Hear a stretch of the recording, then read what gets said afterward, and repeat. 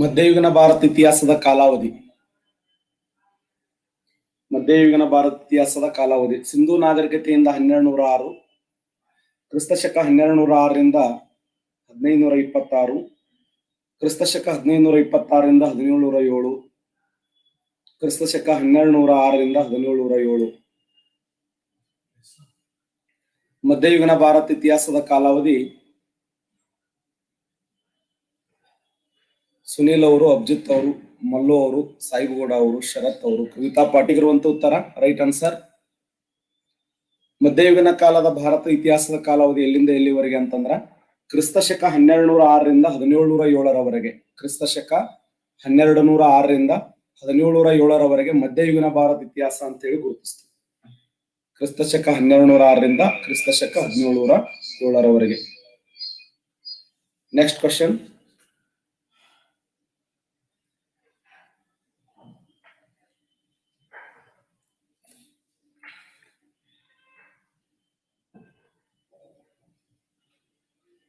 Humayun,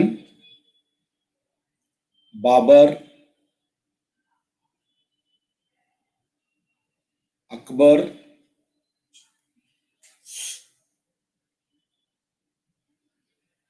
share Shah Suri. Sher Shah Suri. A B C D.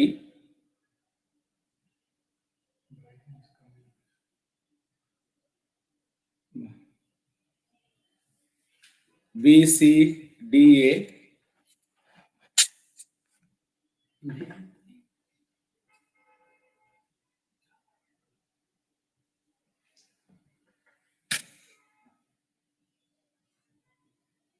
ABCD BCDA DA BC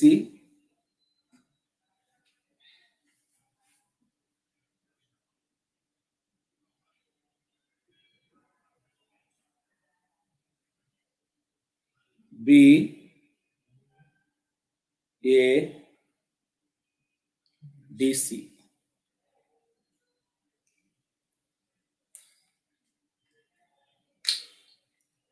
%81 correct answer ಹಾಕಿದ್ದೀರಿ.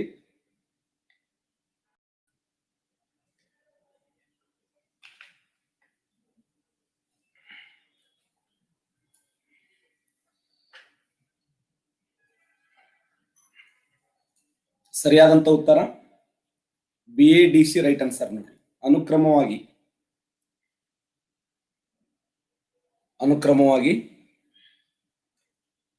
ಸುನಿಲ್ ಅವರು first, Abhijit ಅವರು, ಮಲ್ಲು ಅವರು, ಶರತ್. ಉತ್ತರ ಬಿ. ಫಸ್ಟ್ ಯಾವ್ದಂತಂದ್ರೆ ಬಾಬರ್. ಬಾಬರ್ ನಂತರ ಯಾರಂದ್ರು ಹುಮಾಯೂನ್. ಹುಮಾಯೂನ್ ನಂತರ ಶೇರ್ ಶಾ ಸೂರಿ. ಶೇರ್ ಶಾ ಸೂರಿ ನಂತರ ಅಕ್ಬರ್. ಎಷ್ಟೋ ಜನ ABCD ಅಂತ ಹಾಕಿರ್ತೀರಿ, ರಾಂಗ್ ಅದು. ಅನುಕ್ರಮವಾಗಿ ಆಳ್ವಿಕೆಯನ್ನು ಮಾಡಿದವರು ಮೊಘಲ ಸಾಮ್ರಾಜ್ಯದಲ್ಲಿ ಅನುಕ್ರಮವಾಗಿ ದೆಹಲಿಯನ್ನು ಆಳಿದವರು ಯಾರಂದ್ರೆ ಫಸ್ಟ್ ಹುಮಾಯೂನ್, ಬಾಬರ್. ಬಾಬರ್ ನಂತರ ಹುಮಾಯೂನ್. ಹುಮಾಯೂನ್ ನಂತರ ಶೇರ್ ಶಾ ಸೂರಿ. ಶೇರ್ ಶಾ ಸೂರಿ ನಂತರ ಅಕ್ಬರ್. ನೆಕ್ಸ್ಟ್.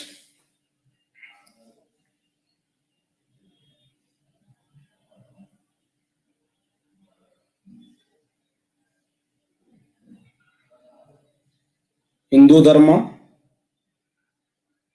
ಜೈನ ಧರ್ಮ, ಪಾರ್ಸಿ ಧರ್ಮ, ಇಸ್ಲಾಂ ಧರ್ಮ. ಈ ಕೆಳಗಿನ ಯಾವ ಧರ್ಮವನ್ನ ಮರಳುಗಾಡಿನ ಧರ್ಮ ಅಂತ ಕರೀತಾರೆ? ಈ ಕೆಳಗಿನ ಯಾವ ಧರ್ಮವನ್ನ ಮರಳುಗಾಡಿನ ಧರ್ಮ ಎಂದು ಕರೆಯುತ್ತಾರೆ?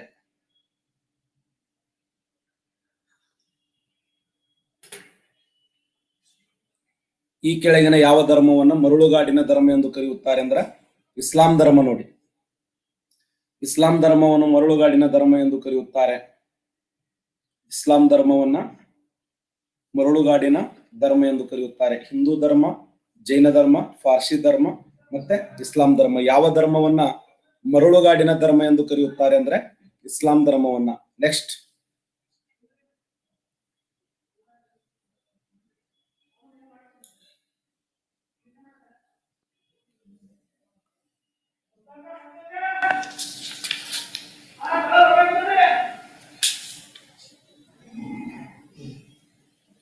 ಉನ್ನತ ವರ್ಗದವರು,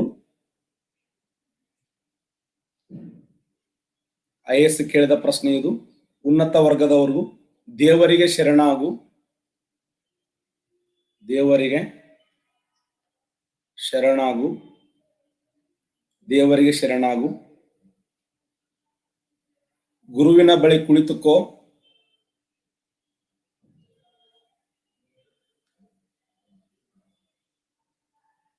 ಗುರುವಿನ ಬಳಿ ಕುಳಿತುಕೋ, ಜ್ಞಾನವುಳ್ಳವರು,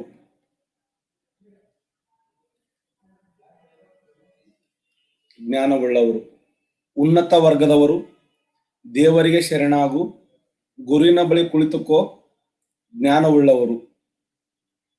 ಕ್ವಶನ್ ಏನಂದ್ರೆ ಇಸ್ಲಾಂ ಪದದ ಅರ್ಥ ಏನು? ಇಸ್ಲಾಂ ಪದದ ಅರ್ಥ ಏನು?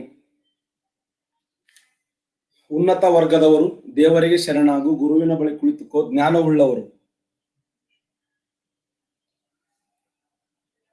82% ಕರೆಕ್ಟ್ ಆನ್ಸರ್ ಹಾಕಿದ್ದೀರಿ.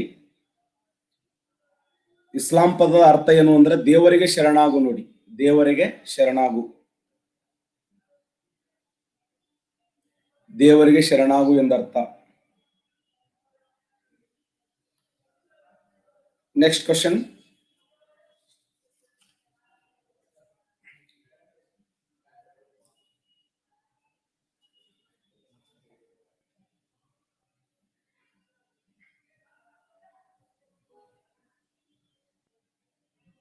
ಚುನಾರ ಕದನ, ಅಂಬರದ ಮೇಲೆ ದಾಳಿ,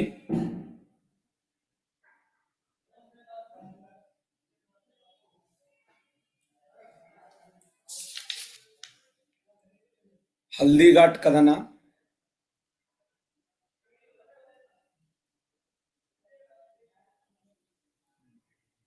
ಒಂದನೇ ಪಾಣಿಪತ್ ಕದನ. ಈ ಕೆಳಗಿನ ಯಾವ ಕದನವು ಅಕ್ಬರ್ಗೆ ಸಂಬಂಧಿಸಿಲ್ಲ? ಅಕ್ಬರ್ನಿಗೆ ಸಂಬಂಧಿಸದೇ ಇರುವಂತ ಕದನ ಯಾವುದು? ಚುನಾರ ಕದನ, ಅಂಬರ ಮೇಲೆ ದಾಳಿ, ಹಲ್ದಿಘಾಟ್ ಕದನ, ಒಂದನೇ ಪಾಣಿಪತ್ ಕದನ. ಅಕ್ಬರ್ನಿಗೆ ಸಂಬಂಧಿಸದೇ ಇರುವಂತ ಕದನ ಯಾವುದು?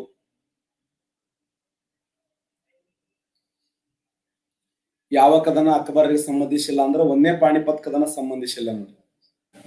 ಮೊದಲನೇ ಪಾಣಿಪತ್ ಕದನ ಅಕ್ಬರ್ನಿಗೆ ಸಂಬಂಧಿಸಿದಿರುವಂತ ಕದನ ಅಂದ್ರೆ ಒಂದನೇ ಪಾಣಿಪತ್ ಕದನ. ಯಾಕಂದ್ರೆ ಮೊದಲ ಪಾಣಿಪತ್ ಕದನ ನಡೆದದ್ದು 1526. 1526ರಲ್ಲಿ ಮೊದಲ ಪಾಣಿಪತ್ ಕದನ ನಡೀತು. 1526ರಲ್ಲಿ ಆ ಉದ್ದೇಶಕ್ಕಾಗಿ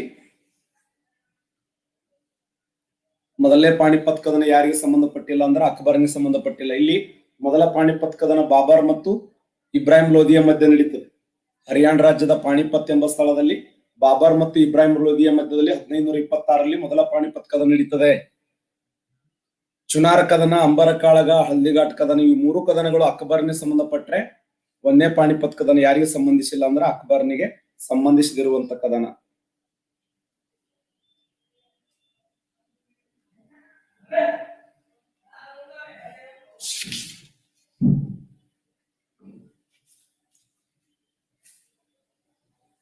ಸೂರಸಾಗರ್,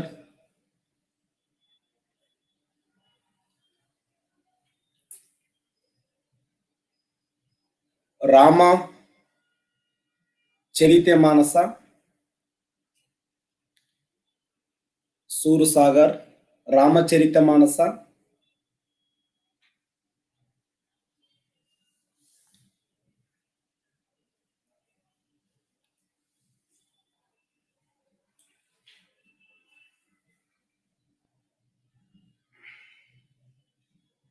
ಅಕ್ಬರ್ನಾಮ, ಅಕ್ಬರ್ನಾಮ,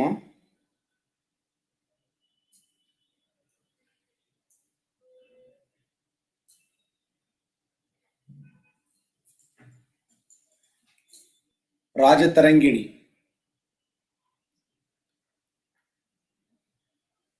ಈ ಕೆಳಗಿನ ಯಾವ ಗ್ರಂಥವನ್ನ ದಶಕೋಟಿ ಜನರ ಬೈಬಲ್ ಅಂತ ಕರೀತಾರೆ? ದಶಕೋಟಿ ಜನರ ಬೈಬಲ್.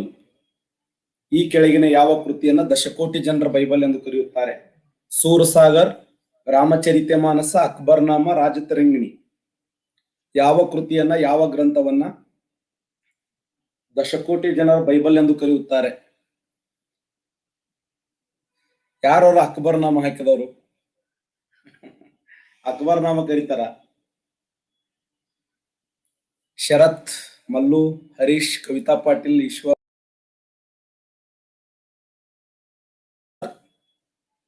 ರಾಮಚರಿತ ಮಾನಸ ನೋಡಿ, ರಾಮಚರಿತ ಮಾನಸ ಅನ್ನುವಂತ ಗ್ರಂಥವನ್ನು ಬರೆದವರು ಯಾರಂದ್ರ, ಯಾರ ಬರೆದವರು ಇದನ್ನ ಗ್ರಂಥವನ್ನ? ರಾಮಚರಿತ ಮಾನಸ ಎಂಬ ಗ್ರಂಥವನ್ನು ಬರೆದವರು ಎಕ್ಸಲೆಂಟ್ ತುಳಸಿದಾಸರು ನೋಡಿ. ತುಳಸಿದಾಸರು ಬರೆದಂತ ಪ್ರಸಿದ್ಧವಾದ ಕೃತಿ ರಾಮಚರಿತ ಮಾನಸ. ಈ ರಾಮಚರಿತ ಮಾನಸ ಎಂಬ ಗ್ರಂಥಕ್ಕೆ ಏನಂತ ಕರೀತಾರಂದ್ರ ದಶಕೋಟಿ ಜನರ ಬೈಬಲ್ ಅಂತ ಕರೀತಾರೆ.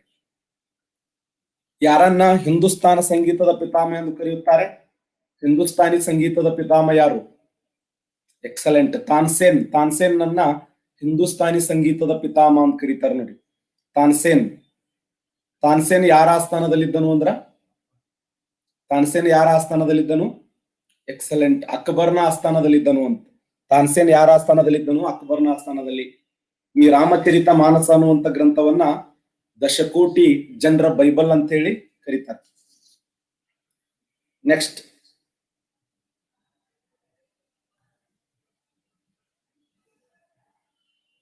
ಅಕ್ಬರ್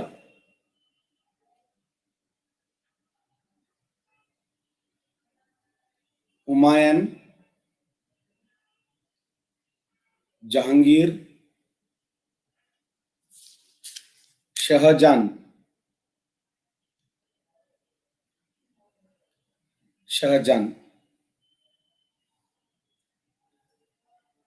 ಯಾರನ್ನು ಸೌಧಗಳ ನಿರ್ಮಾಪಕ ಎಂದು ಕರೆಯುತ್ತಾರೆ? ಯಾರನ್ನು ಸೌಧಗಳ ನಿರ್ಮಾಪಕ ಎಂದು ಕರೆಯುತ್ತಾರೆ? ಅಕ್ಬರ್, ಹುಮಾಯೂನ್, ಜಹಾಂಗೀರ್, ಶಹಜಾನ್. 72% ಕರೆಕ್ಟ್ ಆನ್ಸರ್ ಹಾಕಿದ್ದೀರಿ. ಆತನ ಕಾಲದಲ್ಲಿ ಅನೇಕ ಸ್ಮಾರಕಗಳ ನಿರ್ಮಾಣ ಆಗ್ತವೆ. ಆ ಉದ್ದೇಶಕ್ಕಾಗಿ ಆತನನ್ನ ಸೌಧಗಳ ನಿರ್ಮಾಪಕ ಎಂದು ಕರೆಯುತ್ತಾರೆ. ಅಕ್ಬರ್ನನ್ನ, ಹುಮಾಯೂನ್, ಜಹಾಂಗೀರ್, ಶಹಜಾನ್. ಮಾಲು ಹಿರೇಬಕ್ಕುರ್ಬರ್ ಅವರು, ಹರೀಶ್ ಅವರು, ಕವಿತಾ ಪಾಟೀಲ್ ಅವರು. ಯಾರನ್ನು ಸೌಧಗಳ ನಿರ್ಮಾಪಕ ಎಂದು ಕರೆಯುತ್ತಾರೆ ಅಂದ್ರೆ ಶಹಜಾನ್. ಯಾರ ಕಾಲದಲ್ಲಿ ಮಯೂರ ಸಿಂಹಾಸನ ನಿರ್ಮಾಣವಾಯಿತು? ಯಾರ ಕಾಲದಲ್ಲಿ?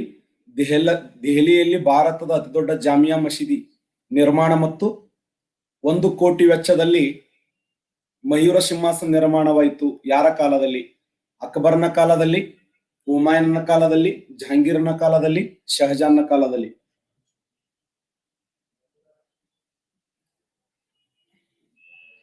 D right answer. ಶಹಜಾನ ಸರಿಯಾಗಿರುವಂತ ಉತ್ತರ. ಮಯೂರ ಸಿಂಹಾಸನ ನಿರ್ಮಾಣ ಆಗಿದ್ದು 1 ಕೋಟಿ ರೂಪಾಯಿ ವೆಚ್ಚದಿಂದ ಮಯೂರ ಸಿಂಹಾಸನ ನಿರ್ಮಾಣ ಆಗಿದ್ದು ಯಾರ ಕಾಲದಲ್ಲಿ ಅಂತಂದ್ರೆ ಅದು ಶಹಜಾನ್ನ ಕಾಲದಲ್ಲಿ. ಶಹಜಾನ್. ಏ ಪ್ರಿಯತಮೆ ಪುನರುತ್ಥಾನದವರೆಗೆ ನಿನ್ನ ಮುಖವನ್ನು ನೋಡಲು, ಓ ಪ್ರಿಯತಮೆ ನಿನ್ನ ಮುಖವನ್ನು ನೋಡಲು ಪುನರುತ್ಥಾನದವರೆಗೆ ಕಾಯುತ್ತೇನೆ ಎಂಬ ಘೋಷಣೆಯನ್ನು ಕೂಗಿದವರು ಯಾರು? ಓ ಪ್ರಿಯತಮೆ ನಿನ್ನ ಮುಖವನ್ನು ನೋಡಲು ಪುನರುತ್ಥಾನದವರೆಗೆ ಕಾಯುತ್ತೇನೆ.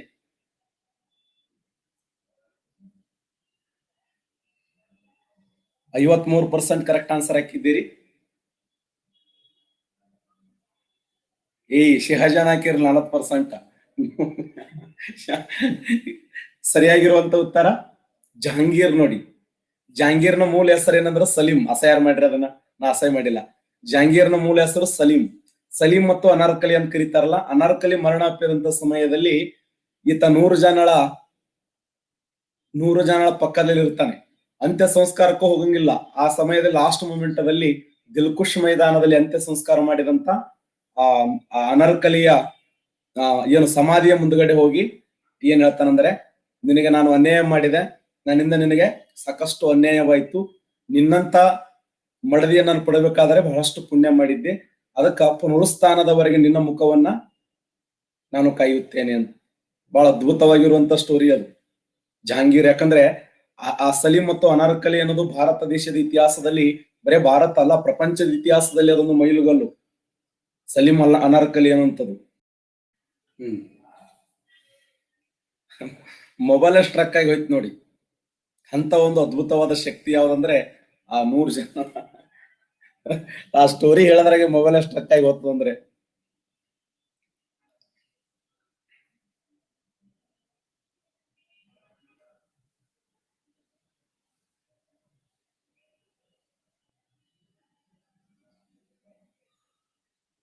ಶಹಜಾನ್,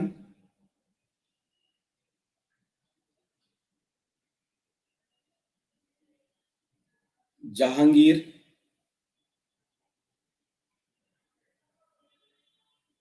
ಔರಂಗಜೇಬ್, ಫರುಖ್-ಶಿಯಾರ್.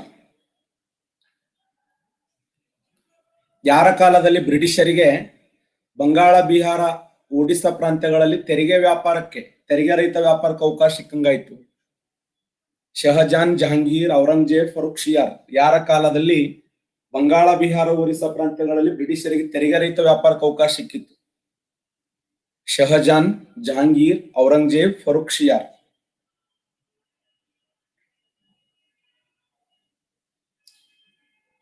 ಮಾಲು ಅವರು, ಈಶ್ವರ್ ಅವರು ಕಾಲದಲ್ಲಿ ನೋಡಿ 1717ರಲ್ಲಿ ಬಂಗಾಳ, ಬಿಹಾರ, ಒಡಿಸ್ಸಾ ಪ್ರಾಂತ್ಯಗಳಲ್ಲಿ ತೆರಿಗೆ ರಹಿತ ವ್ಯಾಪಾರಕ್ಕೆ ಅವಕಾಶ ಸಿಗ್ತದೆ.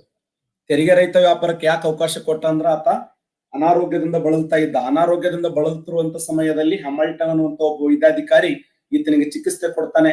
ಚಿಕಿತ್ಸೆ ಕೊಟ್ಟ ಪರಿಣಾಮವಾಗಿ ಆತ ಗುಣಮುಖವಾಗಿ 1717ರಲ್ಲಿ ಬಂಗಾಳ, ಬಿಹಾರ, ಒಡಿಸ್ಸಾ ಪ್ರಾಂತ್ಯಗಳಲ್ಲಿ ತೆರಿಗೆ ರಹಿತ ವ್ಯಾಪಾರಕ್ಕೆ ಅವಕಾಶ ಕೊಡ್ತಾನೆ. ಇದನ್ನೇ ನಾವು ಏನಂತ ಕರಿತೀವಿ ಅಂದ್ರ ಕಂಪನಿಯ ಮ್ಯಾಗ್ನಾ ಕಾರ್ಟ್ ಅಂತ ಕರೀತಾರ ನೋಡಿ. ಕಂಪನಿಯ ಮ್ಯಾಗ್ನಾ ಕಾರ್ಟ್. ಕಂಪನಿಯ ಮ್ಯಾಗ್ನಾ ಕಾರ್ಟ್ ಅಂದ್ರೆ ಏನು? ಬಂಗಾಳ, ಬಿಹಾರ, ಒಡಿಸ್ಸಾ ಪ್ರಾಂತ್ಯಗಳಲ್ಲಿ ತೆರಿಗೆ ರಹಿತ ವ್ಯಾಪಾರಕ್ಕೆ ಅವಕಾಶ ಸಿಕ್ಕಂಗಾಗ್ತದೆ. ಇದನ್ನೇ ಕಂಪನಿಯ ಮ್ಯಾಗ್ನಾ ಕಾರ್ಟ್. ಇದರಲ್ಲಿ ಯಾರು ಅಕ್ಬರ್ನ ವಿರುದ್ಧವಾಗಿ ಆಳ್ವಿಕೆ ಮಾಡಿದರು? ಅಕ್ಬರ್ನ ವಿಚಾರಗಳ ವಿರುದ್ಧವಾಗಿ ಆಳ್ವಿಕೆ ಮಾಡಿದವರು ಯಾರು? ಶಹಜಾನ್, ಜಹಾಂಗೀರ್, ಔರಂಗಜೇಬ್, ಫರುಖ್-ಶಿಯಾರ್. ಆಳ್ವಿಕೆ ಮಾಡಿದವರು ಯಾರು? ಸರಿಯಾದಂತ ಉತ್ತರ ಔರಂಗಜೇಬ್ ನೋಡಿ. ಔರಂಗಜೇಬನನ್ನ ಜಿಂದಾಫೀರ್ ಅಂತೇಳಿ ಕರಿತಾ ಇದ್ರು, ಜೀವಿಸುವ ಸಂತ.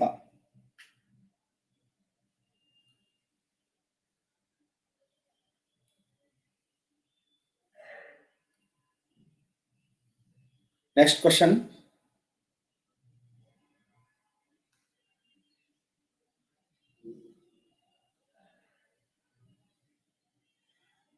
ಇಲ್ತುಮಶ್, ಬಲ್ಬನ್,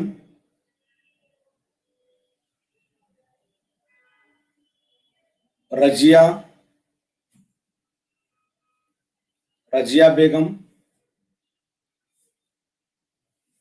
ಕುತುಬುದ್ದೀನ್ ಐಬಕ್.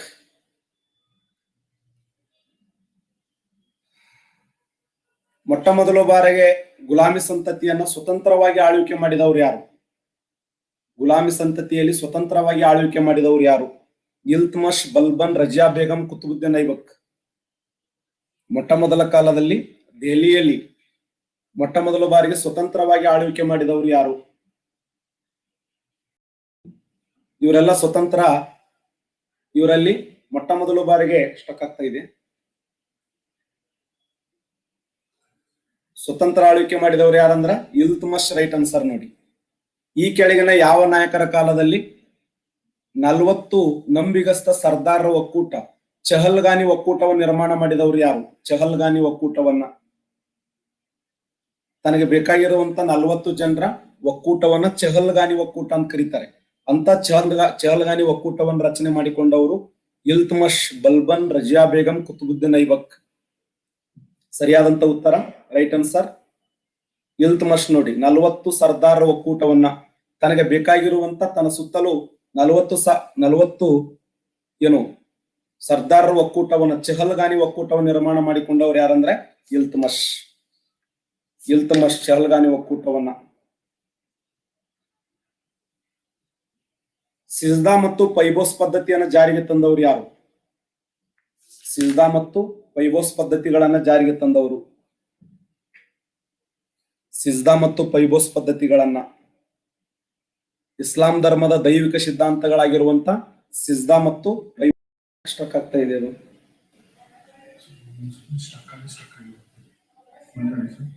ಸಿಜ್ದಾ ಮತ್ತು ಪೈಬೋಸ್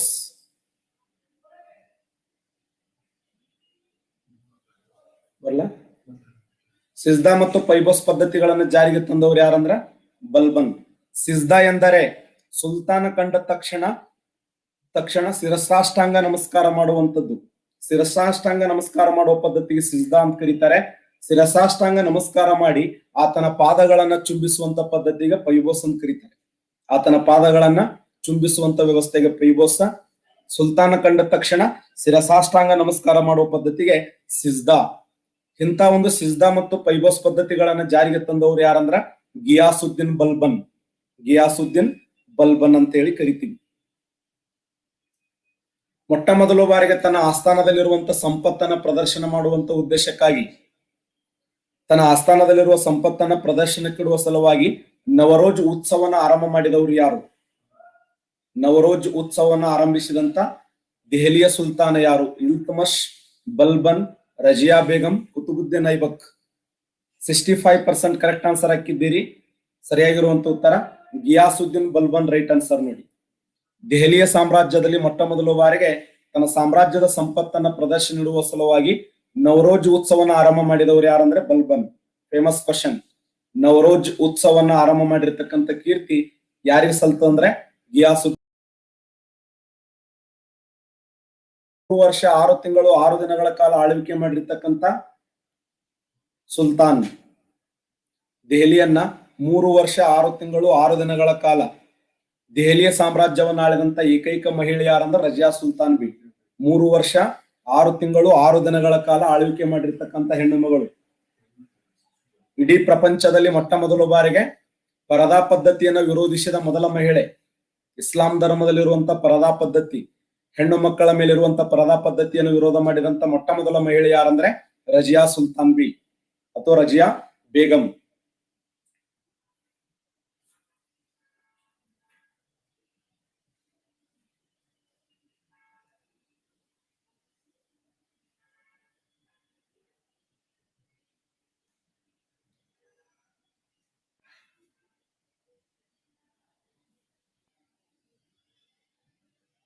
ಭಾರತ ದೇಶದ ಮೇಲೆ ಮೊಟ್ಟ ಮೊದಲ ಬಾರಿಗೆ ಅರಬರ ದಾಳಿ, ಮೊಹಮ್ಮದ್ ಬಿನ್ ಕಾಸಿಂ. ಭಾರತಕ್ಕೆ ಬಂದ ಮೊದಲ ಮುಸ್ಲಿಂ ವ್ಯಕ್ತಿ ಯಾರಂದ್ರೆ ಮೊಹಮ್ಮದ್ ಬಿನ್ ಕಾಸಿಂ. ಮೊಹಮ್ಮದ್ ಬಿನ್ ಕಾಸಿಂ. ಹಾಗಾದ್ರೆ ಭಾರತ ದೇಶಕ್ಕೆ ಬಂದಿರತಕ್ಕಂಥ ಮೊಹಮ್ಮದ್ ಬಿನ್ ಕಾಸಿಂ ಯಾವ ವರ್ಷಕ್ಕೆ ಭಾರತಕ್ಕೆ ಭೇಟಿ ಕೊಟ್ಟನು? ಭಾರತದ ಮೇಲೆ ದಾಳಿ ಮಾಡಿದಂತ ವರ್ಷ. ಭಾರತ ದೇಶಕ್ಕೆ ಬಂದಂತ ಮೊದಲ ಮುಸ್ಲಿಂ ವ್ಯಕ್ತಿ ಯಾರಂದ್ರೆ ಮೊಹಮ್ಮದ್ ಬಿನ್ ಕಾಸಿಂ. ಈತ ಯಾವ ವರ್ಷ ಭಾರತಕ್ಕೆ ಭೇಟಿ ಕೊಟ್ಟ? ಭಾರತ ಮೇಲೆ ದಾಳಿ ಮಾಡಿದ್ದು ಕ್ರಿಸ್ತ ಶಕ 712, ಕ್ರಿಸ್ತ ಶಕ 610, ಕ್ರಿಸ್ತ ಶಕ 622, 812. ಸರಿಯಾಗಿರುವಂತ ಉತ್ತರ 712 ನೋಡಿ. ಇಸ್ಲಾಂ ಧರ್ಮದ ಸ್ಥಾಪಕರಾಗಿರುವಂತ ಮೊಹಮ್ಮದ್ ಪೈಗಂಬರು ಮಕ್ಕಾ ನಗರದಿಂದ ಮದಿನಾ ನಗರಕ್ಕೆ ಪ್ರಯಾಣ ಮಾಡಿರ್ತಕ್ಕಂಥ ವರ್ಷ. ಇಸ್ಲಾಂ ಧರ್ಮದ ಸಂಸ್ಥಾಪಕರಾಗಿರುವಂತ ಮೊಹಮ್ಮದ್ ಪೈಗಂಬರರು ಮೆಕ್ಕಾ ನಗರದಿಂದ ಮದಿನಾ ನಗರಕ್ಕೆ ಪ್ರಯಾಣ ಮಾಡಿರ್ತಕ್ಕಂಥ ವರ್ಷ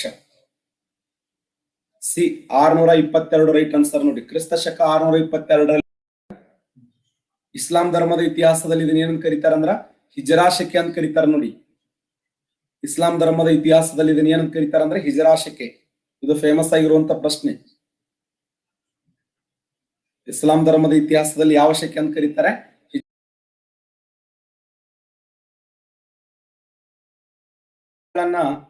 ನಾವು ಮಧ್ಯಯುಗೀನ ಭಾರತ ಇತಿಹಾಸವನ್ನು